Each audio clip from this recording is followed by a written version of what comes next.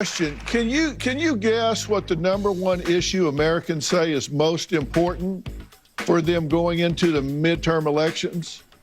I mean, and more ways for you to learn how to stretch your dollars on our series about how to survive inflation. And we're talking about not theoretical things that you can read in a pamphlet at a grocery store.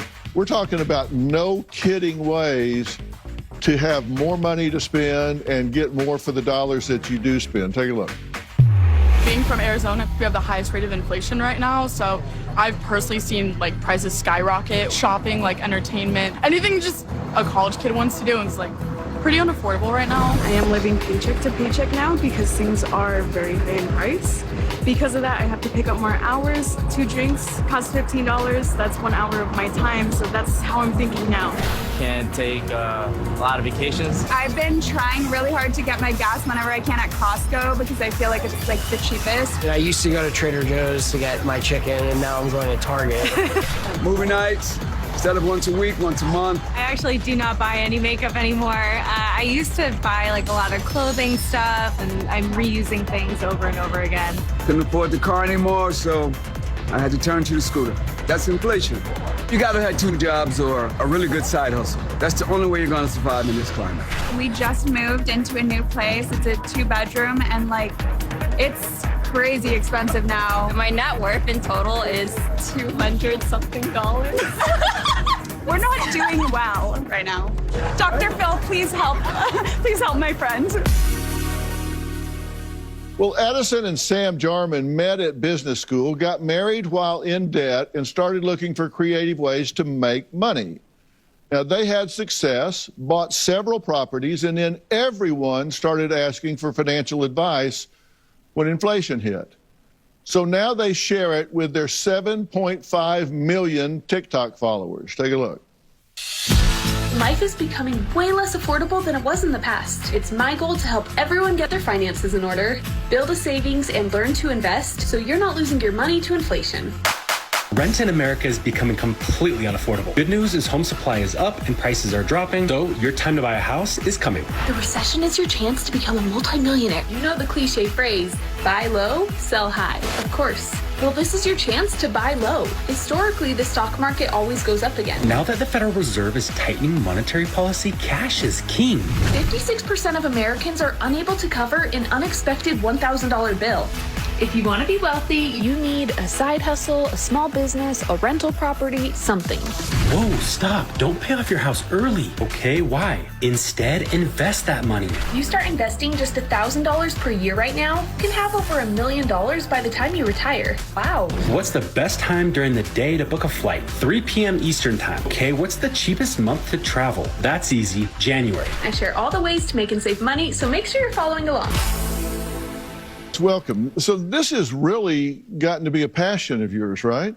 Absolutely. Okay, and look, here's the thing. This kind of, from a psychological standpoint, this does kind of boil down to some degree to this tug of war between delayed gratification and immediate gratification. Because what you guys say is you've got to say, I'm going to tell myself no now and kind of be frugal so I can have more later.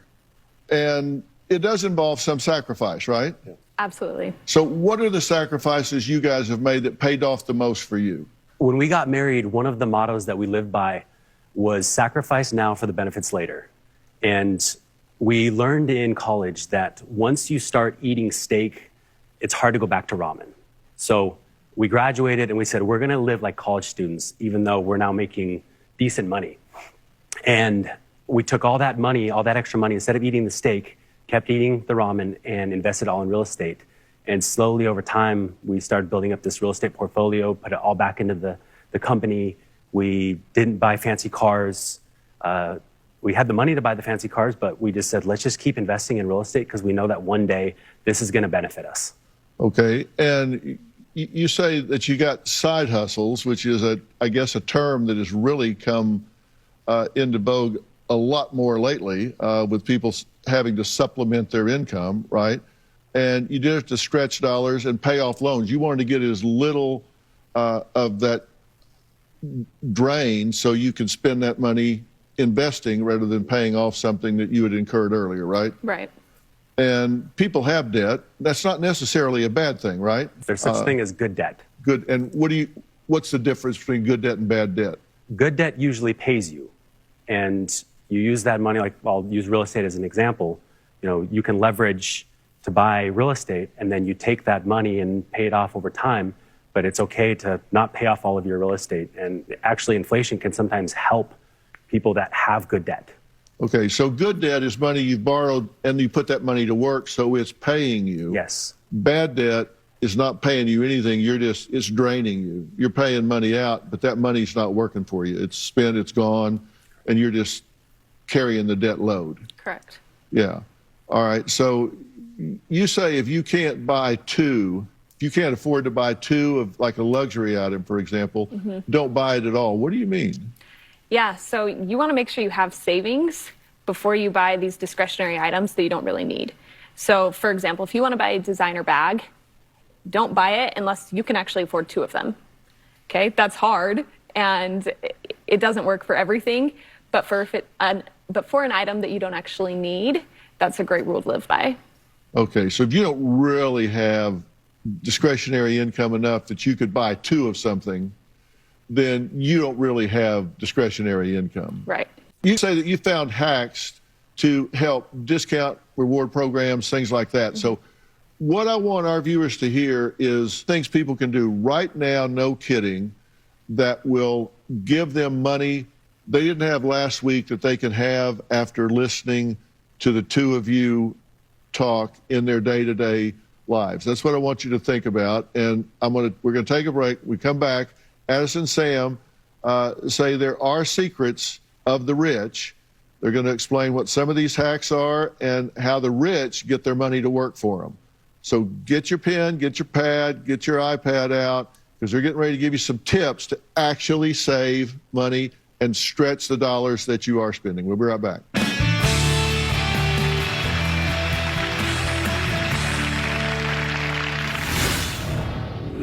Did y'all know that?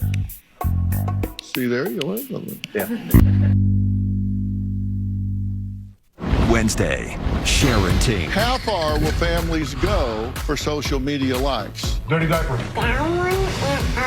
Family pride. We've been posting a video every day for the last 3 years. Or inappropriate parenting. We can't dictate what another individual is going to find embarrassing. You post about breastfeeding. You hope your daughter looks back at these posts and is proud of them. But what if she's not? That's Wednesday.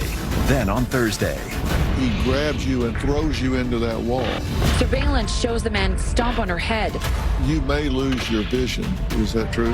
I can't see out of my eyes. This is the secret of the rich. Home equity. Your equity is the share of your home that you own versus what you owe on your mortgage. So why does this matter? We've been taught that debt is really bad. Sometimes that's true, but there's a difference between good debt and bad debt. You can actually leverage your debt and make more money. You're going to use that money for a down payment to buy a second home now. We'll rent it out to people, and the rent that they pay will cover the cost of your mortgage, taxes, insurance, etc. Okay, so now you have more debt, but you also have more revenue coming in from the rent that they're paying, and you're investing in an asset that's going to be appreciating in value over time. What are some secrets that you can share, like, for example, at Costco? You say that the price tags and how they end mean different things. Yeah, so if it ends in 0.99, like $8.99, whatever the price is, that means it's full priced item. Okay. Green so tags. 0.99 means full price. Full price. Okay. Yep. If it's green, it's organic. There's more. If it ends in 00, that is a sell item. A lot of times they call it a manager special. If it ends in like 27, 47, that is a item that is limited time, as well as an asterisk if you see that on a tag. So you can just keep an eye out on those tags and know what they mean so that you can buy something that's on sale, if it ends in 00. Maybe pick up two of those instead of one because it's on sale. Okay, so 00 means it's on sale. Yes. And what does 27 or 47 mean? You said that's limited time. Yeah, limited time. Yeah, so a lot of times companies are trying to get into Costco, so they'll heavily discount their item. Okay. Because they want it to sell really well. They want it to appear like, hey, this is flying off the shelf. So they'll discount it lower than that retail price. Okay, so that's a limited time price. Yes, a limited time price, yeah. So they're trying to move the inventory, Yeah. so it's a good deal. Yes. So if it ends in a 7. Okay, did y'all know that? See there, you learn something. Yeah. How do you get free college textbooks? Because a lot of college kids watch this. A lot of college kids are interested in saving money, and parents that are buying their textbooks. How do you get free textbooks? Yeah, so there's a lot of professors who have actually put their textbooks online for their students so that students don't have to front that cost. So when you have your specific textbook, you just do a Google search of the textbook name, the edition, and then PDF. Make sure you add PDF to that Google search. And you can see PDF options of these textbooks that are online that professors have put out for you to use. For free? For free. So you want to be careful with copyright laws, check with your professor, but there's a lot of professors who have done that so their students don't have to buy a textbook. Yeah, and then there are apps that you have where you can actually mark up a PDF. Yep. You can highlight things and annotate them and stuff like that. So it's the same as marking it up in a book. And you don't have to carry the book around. So you get it free and you can still mark it up. And sometimes they'll put out, say, their first edition, but then they came out with another edition. And so, but they're so similar that a lot of times you can use that for your studying and it's sufficient. Now, you say 2 important financial moves are to max out a 401k or IRA and buy a house. Tell us what you mean.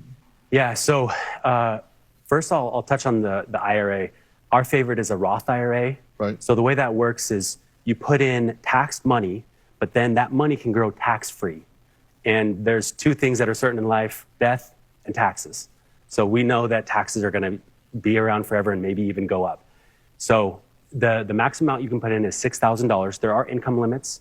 I believe that's going up to $6,500 next year. But I think the average person should be looking into contributing a max in their Roth IRA investment account. Right now, they're trying to figure out a way to pay their bills. It's hard to pull money out to put into an investment account if you're trying to keep the wolf from the door when your cost of living has gone up $400 or $500 a month or $700 a month. But you say if you can figure a way to do it, that's what you're talking about being frugal and put it in, because by the time they hit retirement age, that can turn out to be over $1 million. Easily, yeah. And we always say, instead of buying that new iPhone, buy Apple stock. Yeah, instead. Yeah. And you can move around those subscriptions for phone service and that sort of thing, and you can get better deals all the time because they're always trying to do loss leaders to get people to come in. Yep. It's really easy to try to put away savings at the end of the month and not have any money left. But right when you get paid, if you set aside a little bit for saving or a little bit for investment, then you'll be surprised at how far your dollars actually stretch. But it's that idea of paying yourself before you start spending all of your money. And obviously you'll do an appropriate amount that makes sense with your budget. But when you pay yourself first, then you actually get that money saved. Yeah, and that's a good way to say it. Pay yourself first and then make the rest of it work out. All right, coming up, a financial coach who was able to save $28,000 in 9 months and pay off her mom's mortgage. So how did she do it? We're going to find out next and talk about how you can use money, which you guys say is the secret of the rich, how you can use money to get your money working for you and paying you money back. That's what we call good debt. You can actually borrow money and that money pays you money. We'll talk about that when we come back.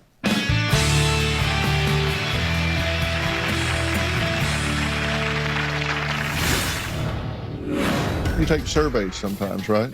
The good thing about surveys is you can do them while you're watching TV. And over time, it can help pay for groceries, cover your Starbucks, just little purchases here and there. Everything's going up. Wages are staying the same.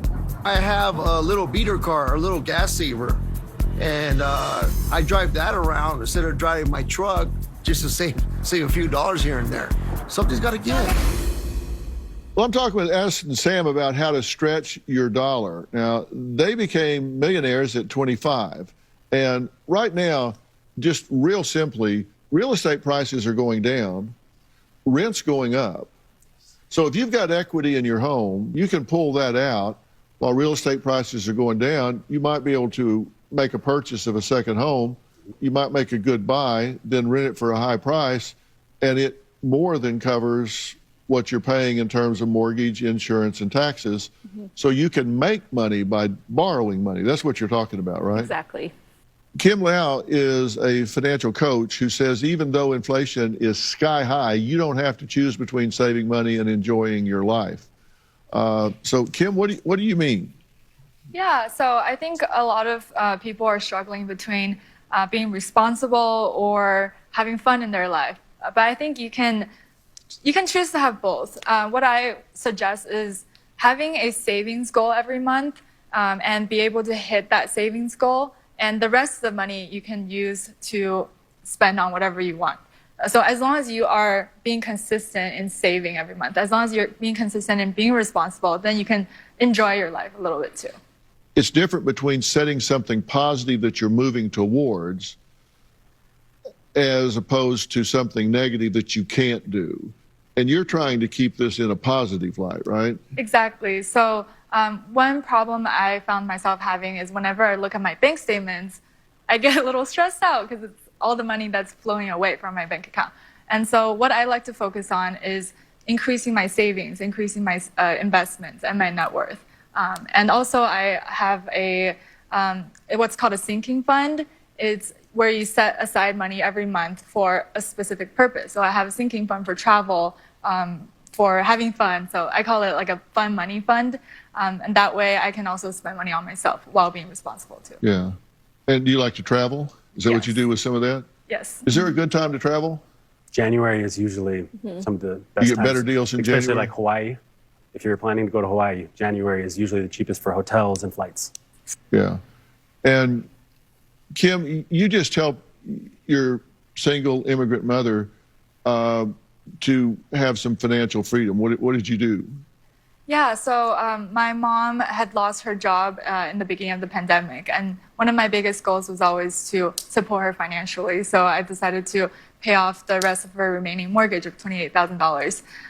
And what I decided to do was make a 12-month plan of how much money I needed to save each month before I can hit that goal. So what I did was I lived very frugally and also took on a couple of side hustles and was able to hit that goal within 9 months. Like what kind of side hustles? Yeah, so It's nothing illegal. You're like a hitman or something. maybe I had a couple of side hustles. So I really leaned into what sparks joy for me and what I'm good at. So some of the side hustles I tried doing was dog walking, testing websites and products for companies, and selling things around the house. Okay. And you say testing products. These are not unsafe. No. Like one of the things I tested out was a toothbrush. So they would just send me a toothbrush, I read a review, and I get paid. You guys have any questions for any of these three of things that you're thinking about or that you have? What's your question? Where do you find these opportunities to test some stuff? So there are websites. So one of them is called user testing. And that's where you can test websites for companies. And then there's an app called D-Scout where that's where you can test websites and products for companies. Called what? D-Scout. And what do they pay for things like that for testing? Yeah, usually they pay $100 to $150 just for testing one thing. So it tastes pretty good. Really? Wow, cool. And you guys have, like, you take surveys sometimes, right? What do they pay for something like that? Surveys relatively don't pay a ton. Yeah. But the good thing about surveys is you can do them while you're watching TV or while you're just hanging out. So you can take a 15-minute survey, get paid $2-3, and just mindlessly do it while you're watching a show. And it can add up to $15 a week. And over time, it can help pay for groceries, cover your Starbucks, just little purchases here and there. That doesn't sound like a lot, but, if you're testing a product, taking a survey, answering questions, whatever, before you know it, across 3 or 4 months, you're talking maybe $1,000 here, $1,000 there, which can make a difference, right? We're going to talk to a mom who makes not spending money a game for her children, so they don't think they're broke. We'll meet her next and find out how she does it. So for me, politically, I think economy is on the top of the list. I don't necessarily blame Biden for this problem. The economy this year, voting will be front and center. Due to record high inflation and gas prices this summer, residents of more than a dozen states are getting relief money. Now, Ginger says that's the only way she can get by. She lost her job and she got sick during the pandemic and says times are so tough that she challenges her children to a game of who can spend the least amount of money. So, Ginger, thanks for joining us. Hi, thank you for having me. You challenge your kids in a way so they can see things differently. So what do you say to them? Well, I mean, to be clear, we're not totally broke, so there's that. It's about them not feeling like we're totally broke and being able to save money and, make sure we have, money for extras sometimes, or we can pay the bills and offset some other stuff, right? So yeah, I gamify quite a bit of things, right? So if we can go X number of days without spending money on anything but groceries and gas, then they can have a cut of that savings, or they get like no chores, or, they get to choose dinner, right? I have all kinds of non-monetary awards that they love, right? So I'm trying to create an environment of feeling like it's abundant instead of feeling like there's scarcity. Well, that's such a great attitude, and they respond to that, right? They do, right? And the coupon you showed was actually monetary. They each have green light cards, right? And so those are these cards where I can control their spending and they get 1% cash back. And that's the money they can use to buy, right, the frivolous stuff, right? But it's a limited amount. Yeah, and it teaches them the value of a dollar as well. And you say right. that there's certain things you don't buy that are expensive. Sometimes you don't buy meat, that you stocked up in December and January on right. certain things. And right. And this is something that really resonated with me because my mother was this way. You say you don't use paper towels very much. You always just use cloth towels that you can launder and then use again and again and again, and that saves money. Right, a lot, right? The laundry doesn't add up to much, and yeah, so I can just wash them. I mean, sometimes we just do paper towels, but they're not like out and available, right? Yeah. The kitchen towels are. You can use t-shirts, yeah. right? All kinds of stuff. Yeah, my mother used to do that all the time. You'd wear something for a while and pretty soon it would turn into a rag and you would use it that way. But those are things that you're talking about of being frugal and saving, because that adds up, right? Absolutely. Yeah. Paper products get pretty expensive. Mm-hmm. And they're giving you less volume for the same price, or raising the price and reducing the volume, which you have to watch for as well. Something you can watch for is what they call shrinkflation. Yeah. So the price is staying the same, but the item that you're buying is getting smaller. And they have it with packaging and food, paper towels, whatever the case is. So you might say, oh, it's the same price, but in all reality, you're getting a lot less of that product. So you just need to watch out for it. And those little things add up. Coming up, how a little bit of money could go a long way. We're going to talk about another investing idea when we come back.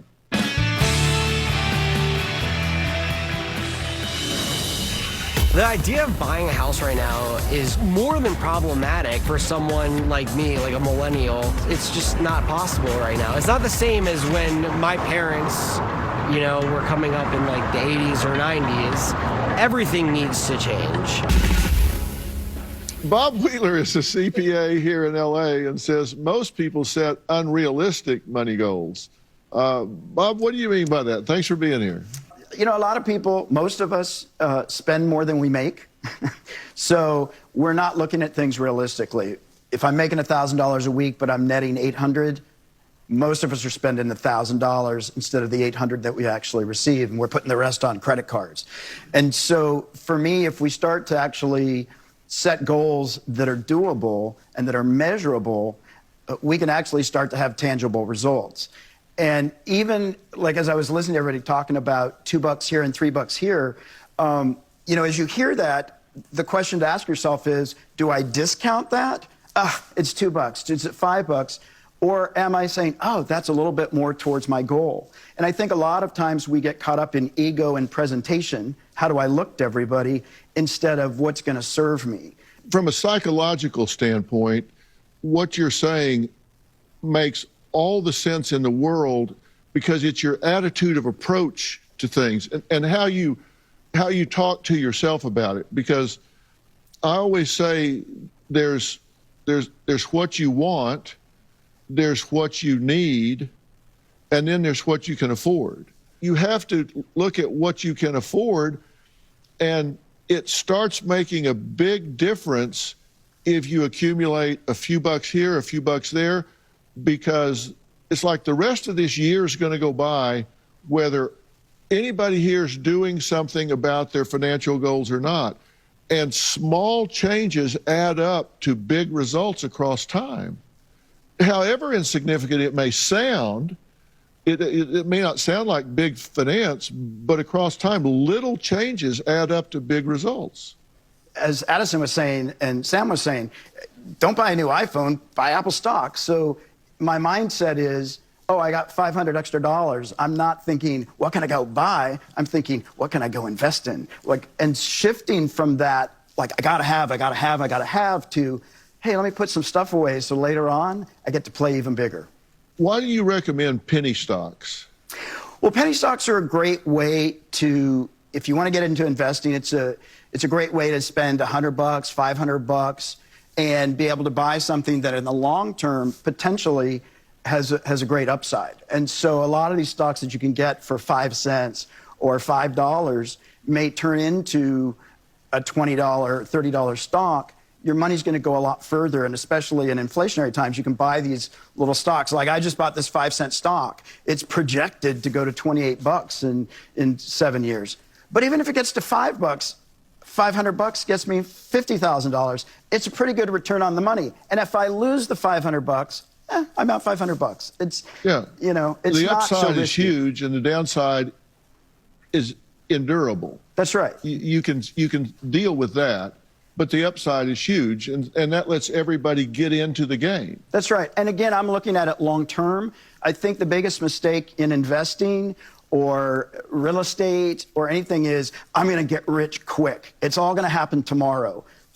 For me, the goal is preserve what I have and try and grow it without getting crazy like, I'm going to put all my money here and tomorrow I'm going to quadruple it. That just does not happen in the real world very often. No, that makes a great story, but it just doesn't work that way. It just doesn't. All right, coming up, the #1 secret to making extra money. Plus, what if you could save up to $2,000 on your health care cost with just one phone call? I mean, would you do that? Well, we're going to find out how next.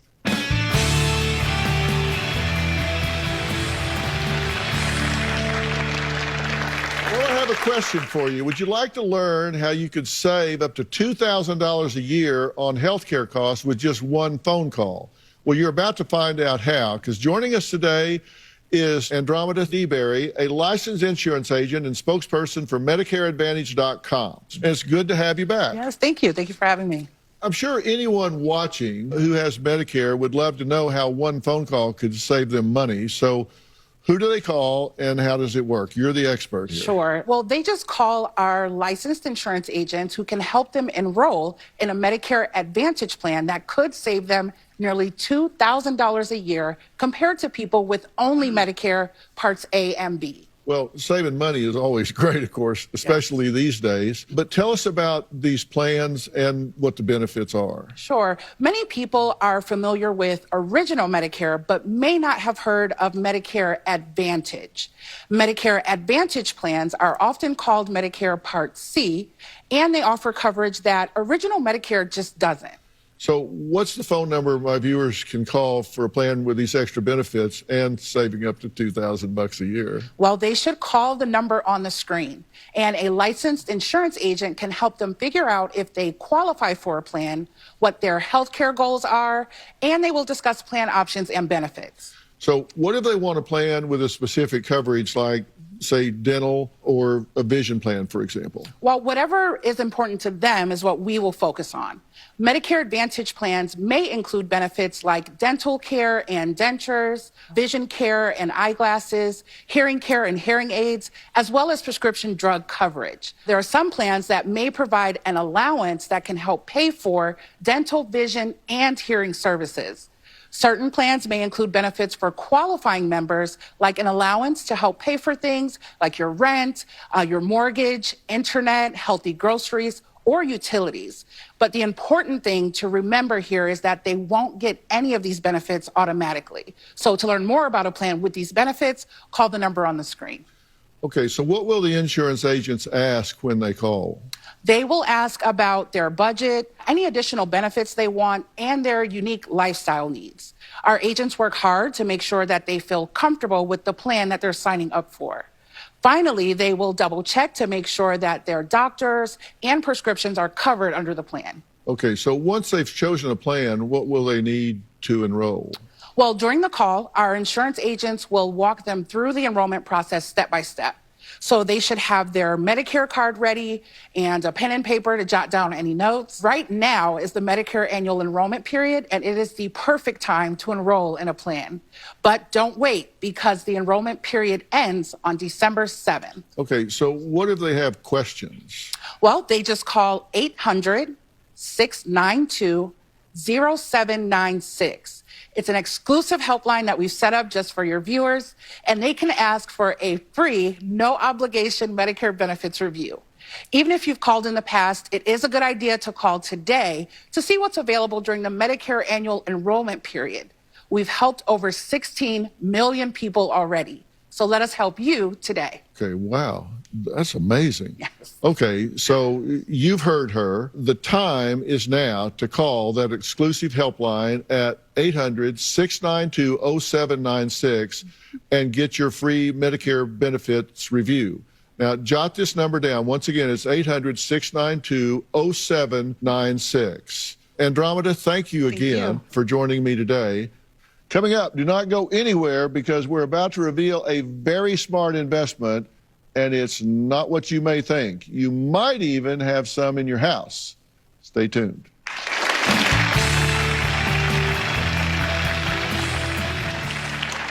Okay, we're back talking about the number one thing on people's mind, which is inflation. And as I say, it's here. We're probably not going to see it go down before it goes up some more.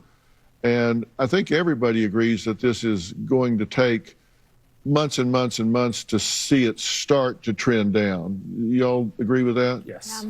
Some people talk about investing in precious metals, like buying gold or silver or whatever. What do y'all think about that? Do you do it? We do. So we don't put a large amount of our assets into precious metals, but we think it's really important to diversify. So we have some gold and we have some silver. An ounce of gold is about $1,800. It changes daily, but it's about $1,800. Silver's much less, right? Correct. Where's the best place to invest at this time? Gold, silver? Where's the best place for people to put their money? Have people heard of I-bonds before? Have people heard of I-bonds before? Well, you have. So what I-bonds are, it's done through the U.S. Treasury Department, and they have limits on how much you can invest in it. It's safe to say $10,000 is the max amount you can invest in I-bonds. And you go to the U.S. Treasury Direct's website, so you can just Google that. And currently they're offering about a 9.5% return. The idea behind I-bonds is, with inflation so high, they want to offer people a little bit of breathing room with this investment called I-bonds. And pretty much anyone can invest in it. You can create a custodial account for your kids as well, so they can also have I-bonds. There are some limitations on when you can sell them and stuff like that, so you'll want to learn about those. But a lot of people are taking advantage of these I-bonds. Yeah, particularly now. Right. They're designed to protect your cash against inflation. Yeah, low risk, great option. Yeah. Now, Gilbert, you just came here from Zimbabwe not long ago, right? Correct. Did you come at a good time or a bad time? Is the inflation hit you hard? What were you doing in Zimbabwe? So inflation was really bad. My last salary there was $34 billion. You what? My last salary was $34 billion. $34 billion? So I was the poorest billionaire alive. Yeah, and those were Zimbabwean dollars, right? Correct. And that translates to what in America? $34 billion in Zimbabwe is how much in American money? It's probably a few pennies. Really? Yeah. That's not a lot of U.S. dollars. That is not anywhere close to a dollar. Really? Wow. What did you do in Zimbabwe? So I worked in tech, IT, which I do here now, but the money that you would make because of high inflation, which we seem to be trending towards, would, take up all the value of your money. Okay. Do you make more now than you made then? Yes. So you made $34 billion in Zimbabwe, and you're making more here now. Congratulations. Thank you. You've stepped it up. So if you went back to Zimbabwe now with the money you're making here, you would be... I would be a trillionaire. You would be a trillionaire in Zimbabwe? Yeah. Vera, where are you? Right over here. There you are. Hi. Hi. I've got 3 kids, and one just left to go to college, and my other 2, I have a 17-year-old son and a 14-year-old son, and already my 17-year-old son is like, yeah, I want to save money. What can I tell them to invest in now for their future, whether it's to have that big down payment on a house or the fund money fund for travel or whatever it may be, and then retirement down the road. It's kind of a really loaded question, but just trying to see what I could guide them in tips. Yeah. Well, why don't you answer that first? For me personally, I love Roths as well. Being able to put money in a Roth, even in a E-Trade or Schwab, they could actually play the market if they wanted to learn to invest a little bit without a lot of risk. Right. And they're not, if they make a lot of money, there's no capital gain there because it's in a Roth that they can't touch. So I think Roths are a great way to avoid tax and have money down the line. The other thing you might do for people, a lot of people, I'm visual, so nobody does this anymore, but like the envelope system or jars, having jars that you can actually see, this is how much money I'm saving for my trip to Disneyland, and this is how much money I'm saving for charitable works or whatever it might be, and sort of, put your value system in there. But being able to see those jars and then see them grow actually feels like an accomplishment. Another thing that you could do for your kids is you can, if you have good credit and good discipline with credit cards, and you have a credit card, you can set your kids up as authorized users with a credit card. They don't have to use the credit card at all. But then when they turn 18, they'll inherit that credit score. So as long as it's a good credit score, and teach them the value of credit, because they'll need that to go buy a house, to go buy a car, and so start them young with that. Absolutely. That's a great idea. And make sure your kids don't get the idea that they need to start their life where yours is now. Because that's not true.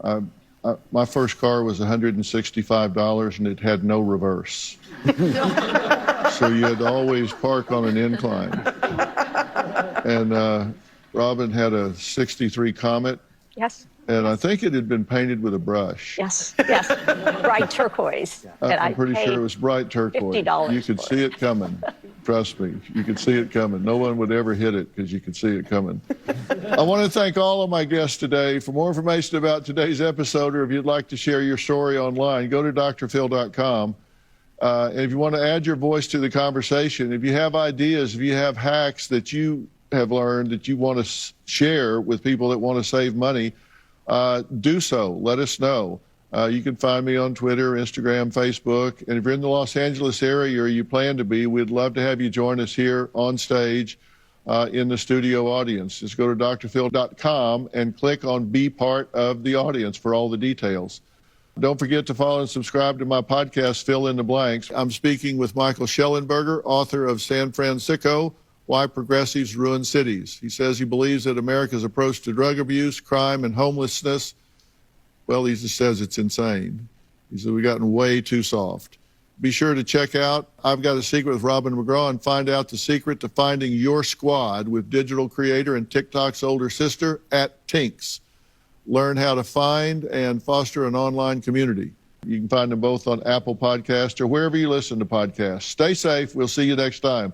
Great job, guys. Thanks so much.